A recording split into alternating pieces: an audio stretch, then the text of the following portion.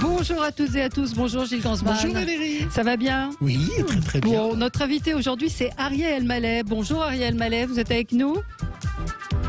Non, Salut. Salut. Bonjour. Comment Merci ça va? Ben oui, on est un petit peu à distance avec vous, mais on est ravis de vous avoir. On aurait préféré que vous veniez en studio, mais bon, les choses sont ce qu'elles sont, et on est déjà content de pouvoir être avec vous. Et on va parler de Crime Parfait. Alors moi, j'ai adoré. J'ai regardé hier. On a eu la chance de pouvoir le visionner avant, où vous faites un croque-mort, oui, un patron de pompe funèbre. On va en reparler dans un instant. La télé, ça vous intéresse? Vous êtes, alors j'ai lu en préparant l'émission que vous aimiez bien les séries. Oui, j'aime beaucoup les regarder, et puis c'est de plus en plus intéressant de faire des séries en tant qu'acteur. Ouais. De toute façon, c'est un peu le même boulot que le cinéma, quoi. C'est pareil, c'est le même métier. Ouais. Et avec des enjeux, je trouve, à la télé qui sont plus forts. Finalement, à la télé, on tente plus de choses. Dans les sujets sociaux, des sujets difficiles, sur la maladie, sur l'alcoolisme, sur des sujets difficiles comme ça. Et parce qu'aujourd'hui, par les temps qui courent, au cinéma, on prend pas trop de risques sur ces sujets-là. Sur ces sujets-là, oui. C'est chouette de pouvoir les aborder en télé. Allez, on va en reparler dans un instant. Gilles, la question du jour. On pose tous les jours une question média. Mais oui, c'était une question média. Samedi soir, c'était vraiment la grande première de Spectaculaire avec Jean-Marc Généreux qui a remplacé Patrick Sébastien. Alors, la question qu'on vous pose, c'est est-ce que Patrick Sébastien vous a-t-il manqué samedi soir à la télévision? Eh bien, alors là, je suis très surpris. 56% oui, mais 44% de non. Je pensais que chez nos auditeurs, Patrick Sébastien leur avait manqué. Pas vraiment. Vous pouvez voter sur le site de Twitter, sur le site Sud Radio. Voilà, en allant sur le site, sur le tweet de Sud Radio, puis vous votez pour savoir si Patrick Sébastien vous a manqué. Samedi, vous avez regardé Spectaculaire, Valérie? Non, j'ai pas regardé. Et vous, Ariel Mallet? Regardé. Je croyais que vous aviez un coup de gueule sur les masques. Ah si, oui, non, j'ai zappé rapidement et effectivement, je vois des masques dans le public, mais on en reparlera vendredi, qui ne sont pas des vrais masques. Vous avez regardé Ariel Mallet ou pas? Ah, on l'a perdu. Alors, j'ai quelques problèmes de connexion, excusez-moi. Vous parliez de Patrick Sébastien, c'est ça? Oui, on parlait de la nouvelle émission de France 2, Spectaculaire. Est-ce que vous l'avez regardé? Non, j'ai pas regardé, désolé. Bon. Désolé, je suis en chantier en ce moment. Je suis sur un chantier. J'ai deux métiers. Je fais maître d'œuvre et comédien. Ah d'accord. Et voilà, j'échappe à aucun cliché sur les chantiers. Je sais pas si vous connaissez ça. Absolument. Si vous avez déjà vécu ça. On a vécu ça. Voilà, mais à partir du moment où c'est vous qui faites le chantier, on se fâche toujours avec paraît-il, avec les entreprises qui font les chantiers. Donc, je sais pas si c'est le cas. Moi, j'ai attendu le dernier moment pour me fâcher avec eux. Oui, si j'ai un conseil à donner, il faut se fâcher dès le début. Oui. Comme ça, les choses sont claires. Je pense que vous avez raison. Je partage à peu près la même expérience que vous. On va passer au zapping avant de parler donc de votre rôle dans la série Crime Parfait. À tout de suite. Sud Radio 10h midi média, l'instant zapping. Alors Valérie, après les crues dans les Alpes-Maritimes et un décor apocalyptique, de nombreux habitants sont sans nouvelles de leurs proches. Et hier, dans le 20h de France 2, ils ont raconté leur histoire. Depuis vendredi, les groupes d'entraide fleurissent sur Internet. Les familles des sinistrés y postent des messages et des photos dans l'espoir d'avoir des nouvelles. La famille d'Alexandre Médic, 53 ans, est sans nouvelles de lui. On veut savoir si quelqu'un l'a aperçu, si quelqu'un le connaît ou quoi que ce soit, qui nous fasse signe, quoi. J'ai peur qu'il y aurait quelque chose. Bien sûr, je reste optimiste pour dire il est fort, ça lui arrivera rien, mais j'ai quand même peur, on s'imagine le pire. C'est assez incroyable, les images qu'on a vues et les familles séparées. Samedi, c'était la marche blanche, vous savez, suite à la mort de la jeune Victorine. Lors de son retour à son domicile, son oncle, Karl Dartois, a crié sa colère. C'était sur BFM. Il y a un besoin de savoir. Après, pour nous, c'est personnel de savoir qui a fait ça. Parce que je pense que ça va être dramatique de savoir qui c'est. Si c'est un récidiviste ou peut-être une personne qu'on connaît, qui nous regarde, qui est là. Parce que ça arrive, on n'invente rien. Alors là, c'est là le plus dur. Alors après, la police, elle fait un travail remarquable. Vraiment, bravo à la police. On est confiant. Et puis vendredi, dans C'est à vous, Martin Hirsch, le directeur général de l'assistance publique et qui voit ses services de réanimation se remplir, est revenu, écoutez bien Valérie, sur la déclaration de Nicolas Bedos. C'est quoi aujourd'hui le message? C'est la prévention. Bedos, au lieu de dire ça, il pourrait dire ça me coûte pas grand chose de mettre un masque, ça me coûte pas grand chose d'aimer mon prochain en ne le contaminant pas, ça me coûte pas grand chose d'essayer de faire en sorte que j'aille pas embarrasser un hôpital en y allant malade. C'est des belles valeurs ça, la prévention. Vous avez un avis sur la question, Ariel Mallet, ou pas? Alors, oui, non, mais c'est compliqué. Mais on vit tous un moment difficile. Ouais. On est un peu à bout de ça. On sait plus. On navigue. On prend des fois, je trouve que les précautions sont absurdes et incohérentes, mais elles sont nécessaires, bien évidemment. Ouais. Elles sont nécessaires. Après, moi, je suis en tournage à l'heure actuelle à Bruxelles, et c'est vrai qu'on fait des trucs un peu absurdes. C'est-à-dire qu'on lance le moteur, on dit moteur. Enlevez les masques. Action, on joue notre scène. Coupez, remettez les masques. Ouais, c'est complètement dingue. En fait, oui, c'est comment dire? Je vais pas dire que ça sert à rien parce que je veux pas faire le rebelle. On doit se protéger, on doit prendre des précautions, mais voilà, il faut en passer par là, par des trucs un peu incohérents pour s'assurer qu'on se protège. Et je pense qu'il y a une part un petit peu psychologique aussi à se protéger psychologiquement. Ouais, dans les tournages, ça change beaucoup de choses. Vous continuez à embrasser, à être... Oui, on s'embrasse beaucoup sur les tournages. À tourner nu dans les piscines. On s'embrasse beaucoup sur les tournages, c'est vrai. Non, mais c'est vrai, ça change beaucoup parce que les tournages, c'est quand même un lieu de... comment dire, pour être dans le cliché de copinage, mais on est obligé pour préserver les autres de se protéger, voilà. Et ça, je dois dire que ça handicape pas mal notre façon de travailler, quoi. Ouais, oui, c'est sûr que ça va certainement changer des choses. Gilles, on continue. Et vous vante hier soir Catherine Laborde sur TF1 dans 7 à 8. L'ancienne présentatrice de la météo a révélé avoir la maladie de Lewis. C'est un mélange d'Alzheimer et de Parkinson. Et vous allez voir, on la sent dans la souffrance, mais hélas, elle est encore lucide. Un désespoir total, quoi. Comme un enfant qui a perdu. Comme une personne qui n'a plus de lien avec l'extérieur. Je n'ai pas les moyens. C'est drôle, chaque fois que je vais vous dire quelque chose auquel je tiens un peu à cœur, ça s'échappe. C'est pas grave, vous en faites pas, Catherine. Il vous arrive de ne pas reconnaître vos proches? Je sais jamais qui est dans la pièce, qui s'en va, qui rentre. Donc c'est à la fois, oui, je les reconnais, non, je ne les reconnais pas. C'est les deux. Il y a un temps qui est terminé. Et avant de vivre cette maladie, je ne le savais pas. Témoignage bouleversant à revoir. Absolument. Vraiment, terrible maladie, Alzheimer, vraiment. Si je puis me permettre, c'est assez touchant d'entendre Madame Laborde parler de cette maladie de manière assez lucide. Et généralement, on sait que le cap le plus important, c'est pour les malades de reconnaître qu'ils sont malades.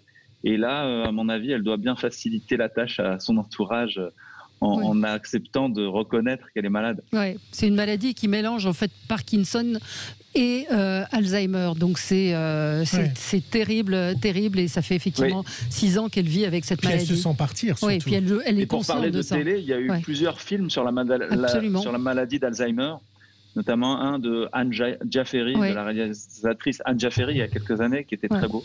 Enfin, voilà, c'est l'un des sujets de télé qui... Oui, et puis il y a eu aussi Muriel Robin, non, avec... il n'y a pas eu un film récemment?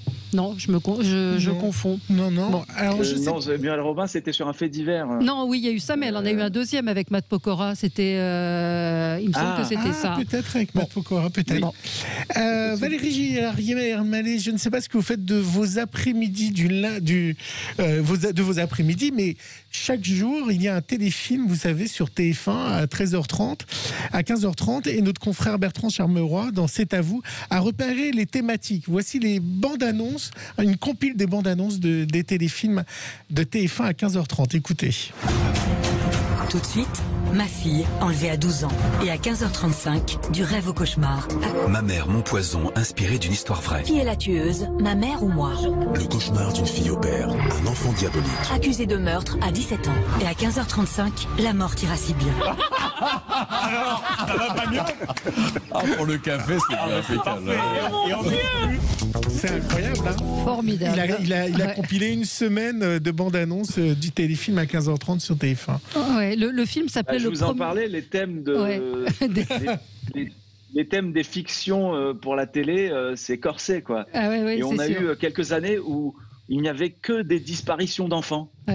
Oui, absolument. Ça s'est passé un peu de mode. Je pense qu'avec le coronavirus, on va être servi pendant quelques années. Oui, ça c'est sûr. Le téléfilm s'appelait Le Premier Oublié, Muriel Robin et Matt Pokora sur la maladie d'Alzheimer. Mais c'est vrai que ce qu'on appelle les fictions ont beaucoup évolué et on est sur des choses, sur des sujets, vous l'avez dit, de société, et puis sur du polar un petit peu plus léger, comme ce qu'on va évoquer avec vous, Crime Parfait. On y revient dans un tout petit instant. À tout de suite. On marque une pause et on est avec Ariel Elmaleh sur Sud Radio. À tout de suite. L'invité du jour, c'est Ariel Elmaleh. Il est là avec nous depuis le début de l'émission sur Sud Radio. Alors, vous incarnez un directeur de pompe funèbre, un croque-mort dans Crime Parfait. Donc, on pourra voir demain sur France 3. On rappelle que les Crimes Parfaits, donc l'enquêtrice dans les Crimes Parfaits, c'est Julie Ferrier qui mène l'enquête. Ça cartonne à chaque fois, 4 millions, près de 5 millions de téléspectateurs. Et c'est vrai que c'est une collection qui est assez sympa à regarder. C'est comme Colombo, hein. Dès le départ, alors là, je vais vraiment pas trahir les choses. On sait que le coupable, c'est vous, Ariel. Est-ce que le fait de savoir que les téléspectateurs vont savoir que vous êtes coupable, on joue différemment son personnage? Oui, ça change tout parce qu'on rentre d'emblée dans le point de vue du spectateur, du personnage. C'est-à-dire que c'est un exercice de style. Ça commence par un meurtre. Tous les épisodes commencent par un meurtre. En l'occurrence, moi, dans cet épisode, je suis patron de pompe funèbre et je tue quelqu'un. Et j'essaye de le cacher tout au long de... Bon, on sait très vite qui c'est, donc je spoile rien. Mais on ne sait pas pourquoi. On ne sait pas pourquoi il a assassiné son meilleur ami et associé. C'est ça le suspense, c'est comment Julie Ferrier va essayer de remonter petit à petit. De remonter ça. Ouais, de remonter ça. Alors que le gars a tout prévu, j'ai tout prévu pour vraiment faire le crime parfait, sans bavure et sans trace. Mais un stagiaire, c'est quand même l'expérience de tuer son meilleur ami. Mais un stagiaire, on n'a pas tous les jours l'occasion de tuer son meilleur ami. Ne spoilez pas, Gilles, parce que ça fait partie du... C'est tout le début. Oui, c'est tout le début, mais c'est bien qu'on le découvre, parce qu'on se demande effectivement comment les choses vont avancer. Qu'on vous a proposé, quand on vous l'a proposé, qu'est-ce qui vous a plu? C'était ça, justement, d'être patron de pompe funèbre. Qu'est-ce qui motive le fait d'accepter un rôle plutôt qu'un autre? On n'a pas tous les jours l'occasion de... On n'a pas tous les jours l'occasion de jouer des rôles où on tue quelqu'un, et en l'occurrence, et là, son meilleur ami. Donc, c'était une expérience intéressante, je dois dire. Après, je trouve que c'est assez bien construit, assez bien rythmé. L'enquête avance bien. Voilà, j'aime beaucoup Julie Ferrier. Qui est très drôle, qui a effectivement un petit côté Colombo, l'air de rien, toujours en train de... elle s'appelle Louise Bonne comme la poire. Enfin, tous ceux qui suivent la série, effectivement, c'est très bien ficelé comme épisode. Alors moi, j'avais une question à vous poser. Est-ce que vous avez été voir votre Wikipédia, Ariel Elmaleh? Non, ça fait un moment que Alors, il y a quelque chose de fabuleux dans votre Wikipédia. Il y a c'est ma mère généralement qui s'en occupe. C'est vrai? Non, mais oui, ma mère m'a appris que j'étais né un autre jour par Wikipédia parce que c'était pas ma bonne date de naissance. Et elle a même cru que j'étais mort une fois. C'est pas drôle, hein. Mais vous savez, il y a des fake news comme ça.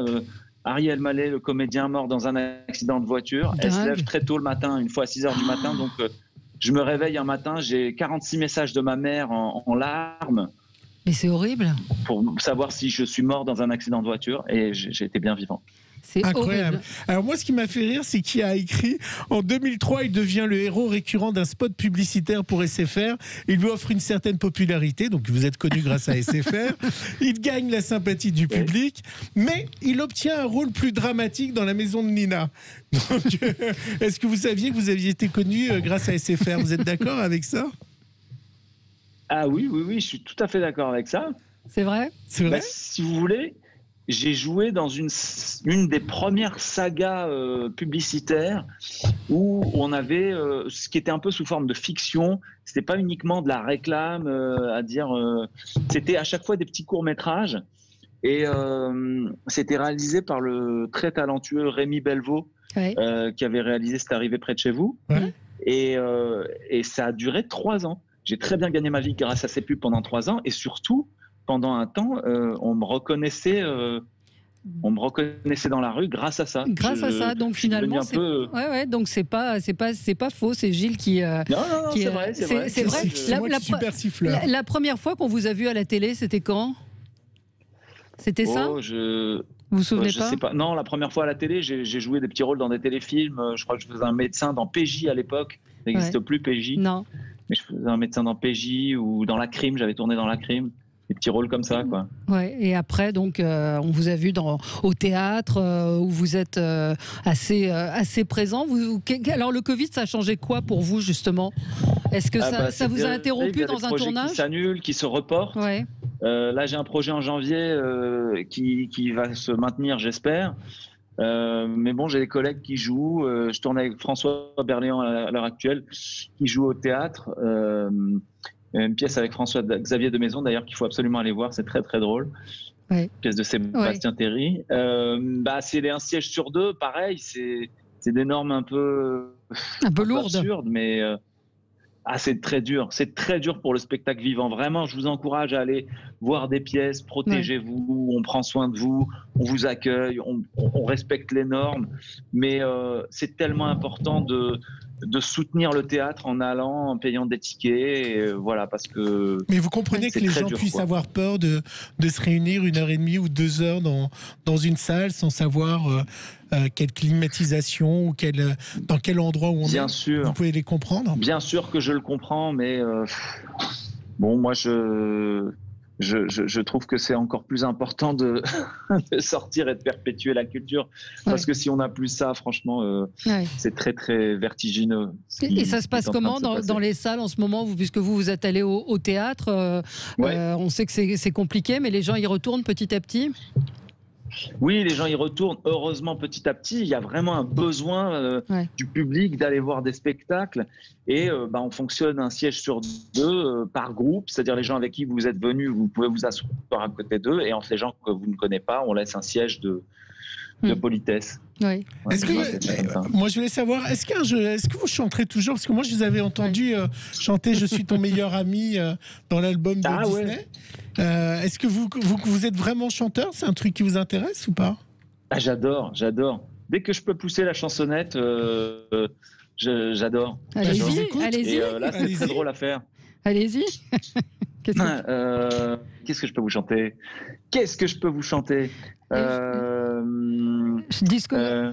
Oui, je suis ton meilleur ami. Il y a une chanson que je chante depuis 25 ans, c'est Rhythm is love, hey heaven, it's just another word for the feeling called musical.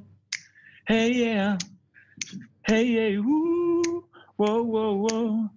Genre de truc. Pas mal, bravo. Et un duo avec votre frère, vous n'échapperez pas à la question.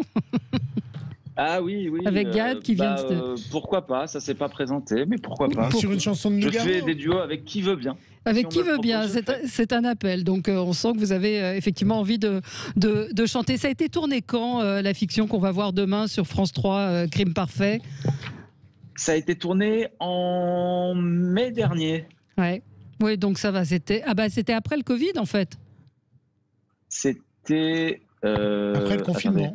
Après le confinement, je dis. Non, qu'est-ce que je dis? Qu'est-ce que je raconte? C'était en mai, il y a en 2019. Ah oui, d'accord. Oui, donc ça a été en 2019. D'accord, oui, donc c'était bien avant. Ouais. Donc effectivement, mais maintenant on peut plus s'empêcher de regarder les fictions en voyant les gens s'approcher en se disant ah mais il n'a pas de masque. Oui. On a cette espèce de réflexe aujourd'hui. Oui. D'ailleurs maintenant on réécrit des versions Covid des scénarios. J'étais par exemple en Martinique tourné dans une série et il y avait une version Covid, c'est-à-dire une version sans rapprochement et tout ça. Après franchement en tant qu'acteur, moi je trouve que c'est je sais pas, on doit prendre le risque de se contaminer pour faire exister la fiction, c'est pas possible quoi. Une scène où deux personnages tombent amoureux, on peut pas ne pas se rapprocher quoi. Il y a plusieurs scènes où vous êtes entouré de cercueils. C'est pas glauque de tourner ces scènes où vous vous en fichez complètement? Il y avait des cercueils rigolos aussi. Oui, il y a des cercueils rigolos. Alors, oui, et je vous rassure, il y avait personne dedans.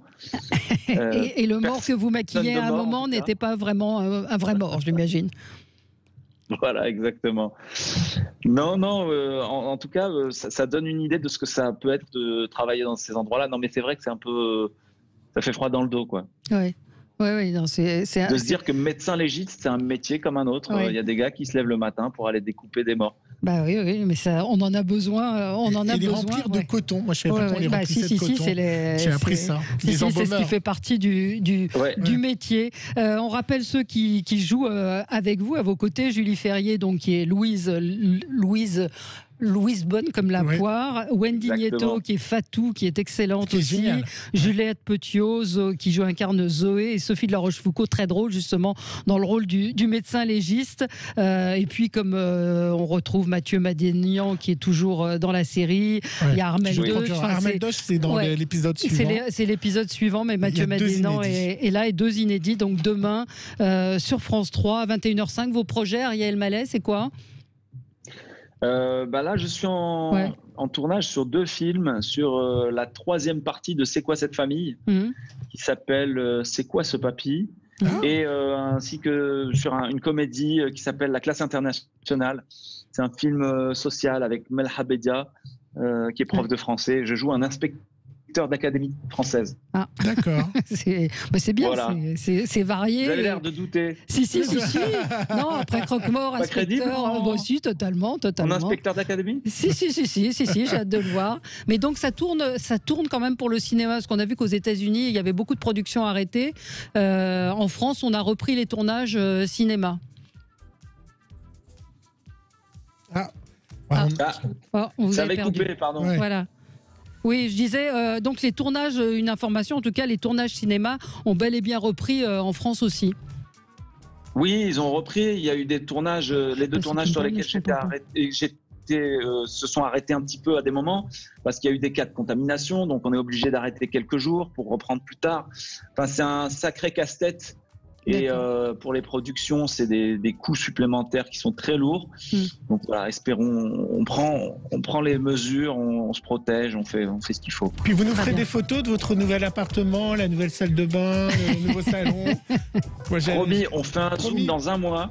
Je vous fais visiter la... D'accord. Vous voulez parler placo, parquet, peinture. Et vous essayez de ne pas assassiner votre entrepreneur. Je vais essayer, je vais demander à Julien Courbet de me filer un peu de main. On lui fait passer le message. Merci beaucoup Ariel Mallet d'avoir été avec nous. Et donc demain soir, Crime Parfait, à ne pas manquer, vraiment, vous passerez un très bon moment. On est pris d'ailleurs dès le départ, parce que on sent tout de suite le côté très sombre du personnage, et franchement, moi je l'ai regardé avec beaucoup de plaisir. Donc 2 inédits demain de Crime Parfait. Merci Ariel Mallet. Merci d'avoir été avec nous. Valérie, la réponse à la question du jour, vous savez que ce samedi, c'était bien le remplacement de Patrick Sébastien par Jean-Marc Généreux. Est-ce qu'il vous a manqué samedi soir à la télévision? C'est surprenant, Valérie. 55-45, 55 oui, mais non à 45%. Comme quoi, c'est une majorité à qui il a manqué. Oui, mais pas tant que ça. Enfin, c'est pas assez. C'est quand même pas mal. C'est quand même pas mal. Merci Gilles.